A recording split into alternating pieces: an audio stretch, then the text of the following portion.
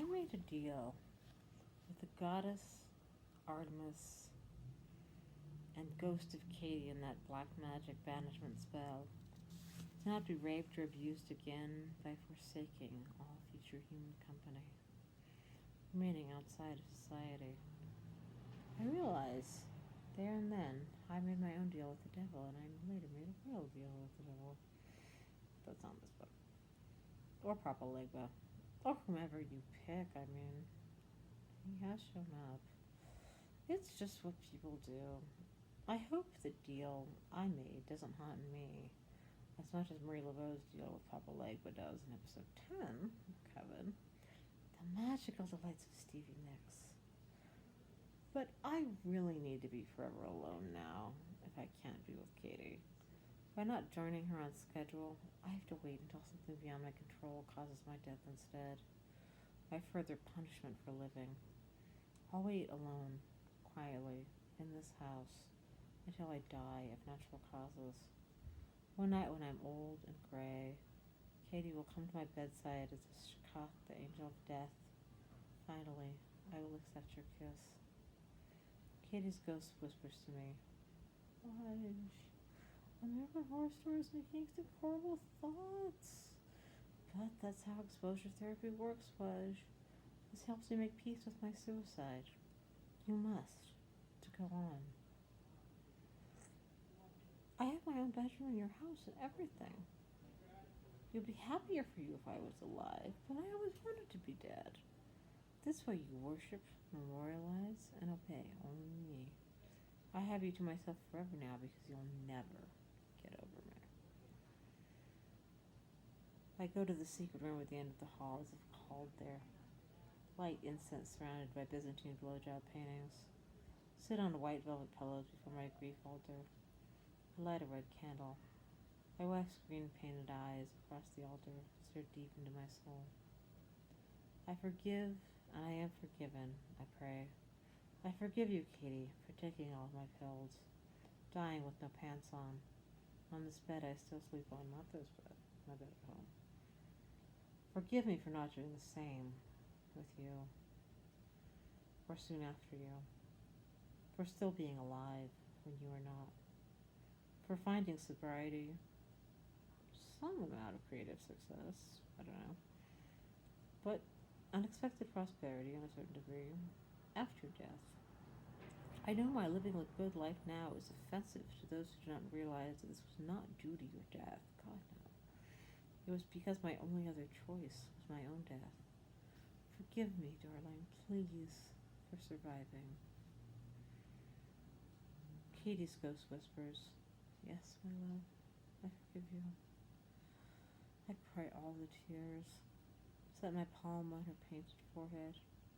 In the dark, forgiveness and renewal flows between us. Next up is episode 11, Protect the Coven. Marie Laveau and Fiona Good team up, take on the witch hunters of the Delphi Trust, take them down utterly.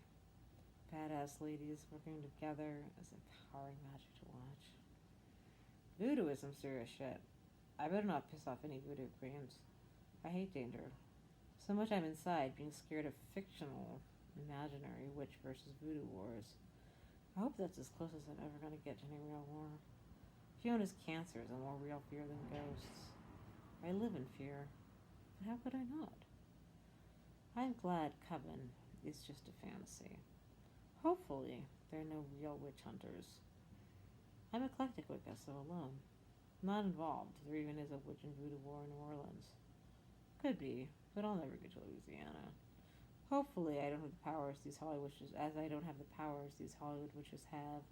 I won't have their torments either, high stakes, sacrifices, pain, like Lana Winter's writer narrative in Asylum. I didn't want her extremes either. This is a gnarly bloodbath when the Axeman of New Orleans kills the witch hunters for Jessica Lange and Angela Bassett. Hope I never see something like that go down anywhere but on television. Seems unlikely. American Horror Story is all about schadenfreude and spectacle. More horrible things happening to more fabulous people making me glad I'm way less fabulous than all of them. Interesting that in Coven, all the witches are women and all the witch hunters are men. I suppose there's warlocks in Apocalypse, but I hadn't seen that yet when I wrote this. Wasn't out yet. But I suppose it's always been that way. Men fear women because of their power to bring forth life, to bleed for a week without dying, to seduce. I wrote a poem when I broke up with that ex-boyfriend about him wanting to see The Last Witch Hunter. That was just one of the very many, very good reasons we broke up. I'm happier now. So be it. Until I read the Wikipedia for Coven, I never knew the little boy in the witch hunting scene was Hank Bernard.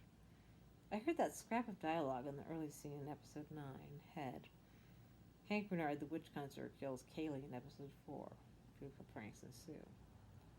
Unlike Kaylee in Coven, I'd rather be a witch than find a husband and have 3 kids. That seems to be more the path I'm on. Whether or not witchcraft is even real or delusion, I go in and out of believing in it, or thinking it's just self-care. Therapy.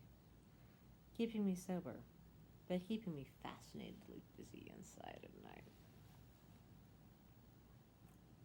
Maybe Madison Montgomery's cynicism about everything being transactional is true.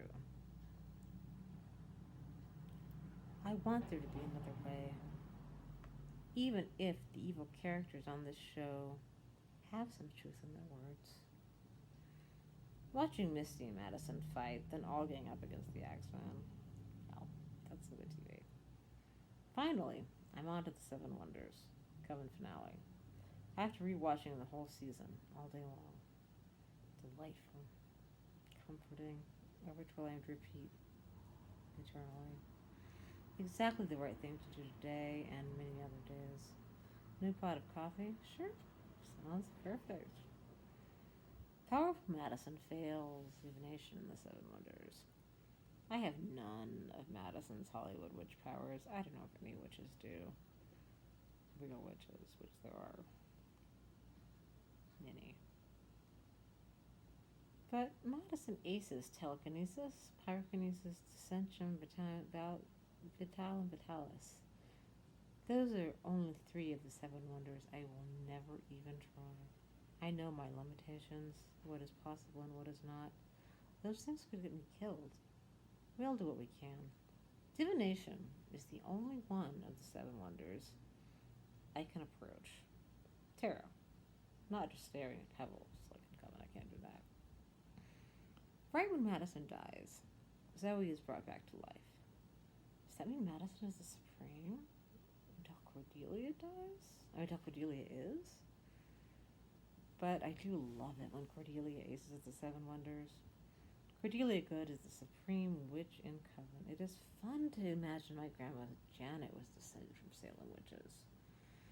When Cordelia goes on TV to gather up the other Salem descendants to her coven, the hilarious bottom banner reads, "Up next, Liza Minnelli talks about her hip."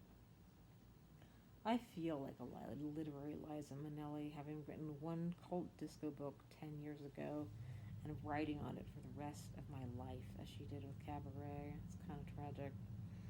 Although I usually don't cry during Coven, the American Horror Story finales all make me cry at some point, somewhere along the way. The Fiona cancer death scene with Cordelia makes me cry over my own relationship with my mother. In July 2017, I called her mom repeatedly to say goodbye before she went to Australia. Didn't mention weed, or sad things, or needing money. Only baking danishes and cupcakes with raspberry jam, not that I'd bailed on my own art opening to do that. That was docile enough. I'd much rather have Mom worry about when she's in Australia if I'm eating too many jam sweets. At the end of the Coven finale, I finally find my peace. Serenity. That was a night well spent. It's so blissfully quiet out here in the sticks, in this safe neighborhood, where I share no walls. The house of the rising sun is my oyster cloister. I'm the coconut oil pearl inside. My rituals comfort me. Now that I've found the Netflix closure that I want, I enjoy the silence. Although each season of American Horror Story has a happy ending, there is always much sorrow also. There's no other way closure exists, unfortunately. I'm always glad real life isn't on that grand Hollywood scale. I left Hollywood for a reason. No. I don't want the powers of the supremacy in my non-existent coven or ghosts. None of it. I just want to be safe, inside, quiet, warm, and I've got that right now. Waiting to die, living like an old lady, sounds desirable. I only want to chill here quietly, alone, sober, at peace. Finally. I am so ready to just be done with this life. I could really use the rest of my life to be less eventful and dramatic. So much that I need never write another book about it. Is it too late? Am I writing another book? Am I reading another book? Oopsie. Can't keep a good girl down.